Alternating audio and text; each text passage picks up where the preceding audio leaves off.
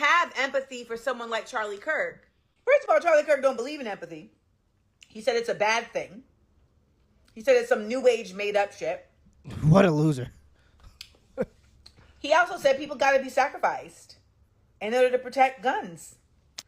What about the part where he said that guns don't kill people, insane people with guns kill people? Even in his death, they still haven't proved him wrong. He was saying that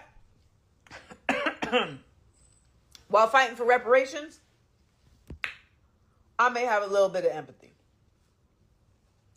But this white on white violence, he died? Damn, B. Life comes at you fast. You know what's crazy? Because I look at these people and I think to myself, there's not a single person that I've seen cheering on the death of Charlie Kirk that I would ever want to be like or that I would ever envy. These are all people that you have to pity. We're looking at right now a 44-year-old lady who decided to not have kids, and she's gotten to the point now politically where it's her whole lifestyle, it's her whole personality, and she's so associated with it that she's traded in her humanity for her politics. By the way, that's what this is about. This isn't about his politics. There were a lot of things with Charlie Kirk's politics that I disagreed with. Some things I agree with, a lot of things I disagreed with. This was about a man with a family that had an opinion and in a place where he should be able to speak his opinion out to other people with rational thought on a college campus in an open space. He was shot and killed. Okay? This isn't about his politics or defending what he believes in terms of his politics. This is about people being able to say what they want and have their own opinion and not be assassinated or killed for it in public. That's what this is about. But there are some people, and that's the blessing in disguise in this whole situation. It's shining a light on the demons. Even though there are people that I disagree with on the left, there's nobody that I think I disagree with anywhere politically. I don't think there's any person in my life that may have wronged me in real life that I think I would dislike so much that if I found out they died, I would celebrate it or in any way write it off as anything other than tragedy. So what we're doing right now is exposing people who are the part of the chaos. They're the ones that don't have the sense of humanity. These are the people that are not on our side as human beings. We can disagree, and we both know that we have families to go home to, and so we choose to do that. These are not the same types of people as that. And so I look at the people who are cheering on Charlie Kirk's death, and I just noticed that none of them seem happy. They all seem to be miserable. Charlie Kirk is this guy who's 6'5". He's traveling the world. He's giving us opinion. He's political. He's witty. He has a wife who loves him. He has 2 beautiful kids. He's a God-fearing man. He has a life worth envying. And then you look at all these people who are celebrating his death and they look like they're all miserable, and you understand why they would even be the type of person that would do something like celebrating somebody's death. I mean, I know people are obsessed with it now, but regardless of your politics, you don't get your morality necessarily from your politics. You really get your politics from your sense of morality. That's how it's supposed to be. And you certainly don't get your sense of humanity from politics. That's just a shame. I mean, this is a genuine agent of chaos. I can't have empathy for someone like Charlie Kirk, because I cannot be in his shoes. I have no frame of reference for that. I have no cognizance for that. There literally is nothing about his existence that I can relate to. So I don't have any empathy because I have no connectivity. I have more connectivity to someone who is a complete stranger that dies of a drug overdose than I do to someone like Charlie Kirk, because life is hard. And I understand that, because it takes very little for someone to end up committing themselves to an existence of numbness. People buy big glasses and then they get a degree and they think that they're smart, but they're really just retards. I mean, and that's just been more obvious today than ever before. And it's funny because it's always the people who wouldn't stand a chance in an actual revolution calling for a revolution. All of the people that I see cheering this on, all the people that I see being happy. And by the way, this is a new technique and a new strategy that I've realized these demon incarnates, not even on the political spectrum. This is not about politics. These are people that lost their sense of humanity. These are people who don't cheer on humanity. They can't relate to the human experience anymore. When you see a fellow human dying and bleeding out, if you're a human and not a warlord, not a demon, that's a moment of compassion. There's been this new obsession with like a rage bait. Like it used to be an appeal to empathy, right? Like, please be empathetic. Just let people do this. Let people live their life. Blah, blah, bloop.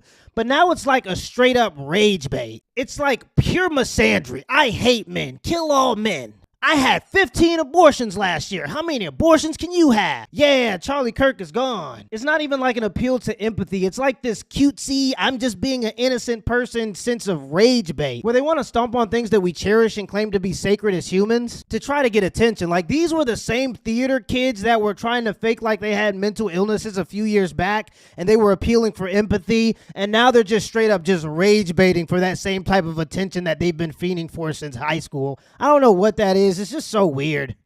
I understand that. That man got murdered at 31 at a college event in the middle of a sentence talking about black gangs. What a way to go. Oh, Chanel. He was actually taken out by an old white man in one of the whitest, whitery, witty whites states in existence. He didn't get murked in Watts now. They took him out in Utah. They said Lady Oleana. I want you to know it was us.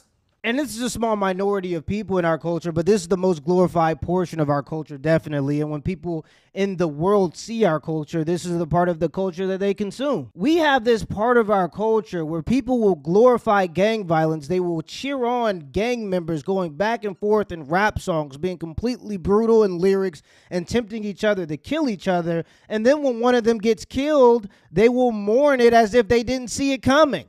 When Charlie Kirk was talking about gang violence, he was always saying it in a way where he was saying the gang violence was a negative thing, something that we have to separate ourselves from. And to act like gang violence isn't disproportionately happening in the African-American community is disingenuous. Now, again, it's always still a minority of people because most human beings are just not violent people. That's just how humans are. Most people aren't. But to act as though some of our communities aren't being terrorized by kids with guns, probably because of a single motherhood issue, it's just disingenuous, bro. That's just true. I just think people are just losing it a little bit. I don't know what that is. People are just acting weird. Ain't no way it was a black man that took that man out. Not no Utah. Yeah, nah, for sure. Nah, for sure. That's true. Mm-hmm. Right as that bullet hit him, that man was in the middle of talking shit about gangs. White on white crime. Is that not a good thing? Is it bad to talk shit about gangs? Are we not supposed to talk shit about gangs? These thugs, y'all. These thugs. We are living in strange times, man. I'm just trying to think of somebody that is a political commentator or just a person who talks about politics in general in my own personal life. Anybody that I can think of where I would just be happy or I would be cheering on or I would be acting like I'm not completely sympathetic to a tragedy happening to them. I'm just trying to think of one. Like, let's think about some of the most polarizing. Like, you got Charleston White, Dr. Umar, Nick Fuentes, Myron Gaines, Andrew Tate, maybe. Like, I'm just trying to think of some of the most political people or the most polarizing political figures, and I can't think of a single one where if they died, I would be like, trying to in any way glorify it or make it seem like they deserved it in some twisted way. I'm not gonna lie, I thought about this all day, and it makes me very grateful that I have my wife, a woman that I can talk to with reason, who understands me, who understands my opinion, and that we could get on the same page when it comes to our sense of humanity, especially because we have a daughter and a family that we both care about, and we know other people do too. I don't know, man. It's just people like this that we really have to watch out for on both sides. They seem to be willing to incite any level of rage to get the attention that they want, and I don't think that that's a good thing in the current climate. Yeah, these types of people gonna make a nigga start praying again and shit. By the way, guys, I normally talk about feminism, and I say the word whore a lot, so if that offends you, do not subscribe to the channel.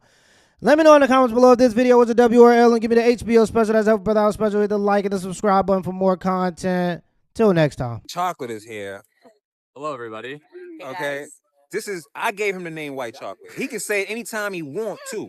That's all a right? fact. He actually did. Okay? This brother got more soul than a lot of people running around here acting like they brothers. He's a real brother. And before it was cool to stand up and say that you were for this president, he was doing it. And he made sure that he brought a lot of us here, man. How do you want to be remembered? I mean, if I die, Everything just goes away. How would you, if you could be associated with one thing, how would you want to be remembered? I want to be remembered for courage for my faith. That would be the most important thing. The most important thing is my faith in my life.